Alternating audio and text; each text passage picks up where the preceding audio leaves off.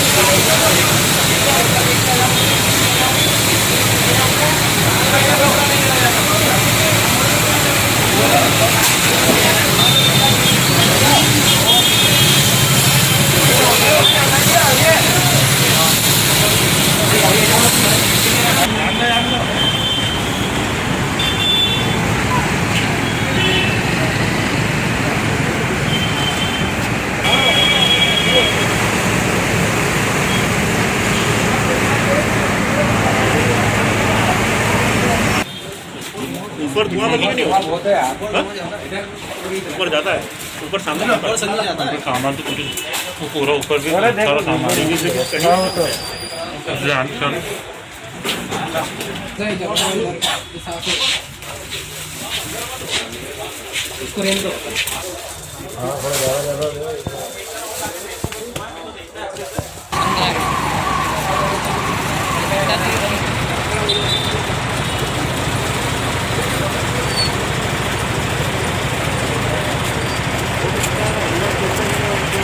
विदिशा जुलाई के शमशाबाद तहसील में social media पर एक ग्रुप शमशाबाद हलचल के सदस्य महेंद्र प्रताप सिंह राजपूत ने पत्रकार ईश्वरी भार्गव से फोन पर बात की और कहा गया कि भाई साहब, मेरा एक विचार है कि आज इस कोरोना महामारी के दौर में नगर के शासकीय अस्पतालों में ऑक्सीजन मशीन नहीं है और नगर सहित क्षेत्र के कई कोरोना संक्रमित मरीज हैं जो घर पर रहकर आइसोलेट हो रहे हैं। इनको ऑक्सीजन की जरूरत पड़ने पर विदिशा जाना पड़ता है, वहां भी अस्पतालों में जगह नहीं मिलती, जिससे लोग परेशान हो रहे हैं।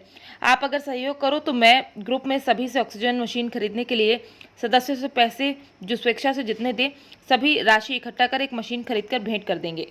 इससे जो कोरोना के पेशेंट आ रहे थे जिनका सैचुरेशन कम जा रहा था, लेकिन ऑक्सीजन पे भी 94-95 आ जाते हैं। अब उनको अपन यहीं पे लगा के रख सकते हैं, जब तक कि विदिशा में बेड खाली नहीं हो रहा है तब तक यहीं पे उनका उपचार टेम्परेरी चल रहा है। तो बहुत फ़ायदा है। अभी तक कितने लोगों को ऑक्सीजन दे रहे हैं? अभी तक 2 लोग थे जिनको ऑक्सीजन जरूरत थी, दोनों को इसी पे लगा दिया है। आप शमशाबाद नागरिक से क्या अपील करना चाहते हैं? अपील करना चाहेंगे सोशल डिस्टेंसिंग का पालन करें, मास्क लगा के रखें, जो होम क्वारंटाइन में उसका सख्ती से पालन करें, जो पॉजिटिव निकलते वो भी घर पे ही रहें, अपने बाहर ना घूमें। ये मेरी पूरी पब्लिक से, संसार पब्लिक से अपील है। मैं उन सभी नागरिक भाइयों का बहुत बहुत अभिनंदन करता हूं। इस संकट की घड़ी में जनता को सहयोग देने के लिए उन्होंने बहुत ही महत्वपूर्ण काम के प्रारंभ किया है और ये तो शुरुआत है। वैसे भी हम सब जानते हैं कि शमशाबाद के नागरिक समाज सेवा में आगे बढ़ चढ़कर भाग लेते हैं।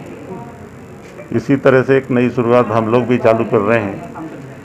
आप सबको मालूम है कि मुक्तिधाम सेवा समिति विदिशा में लकड़ियों का बड़ा अभाव हो रहा है।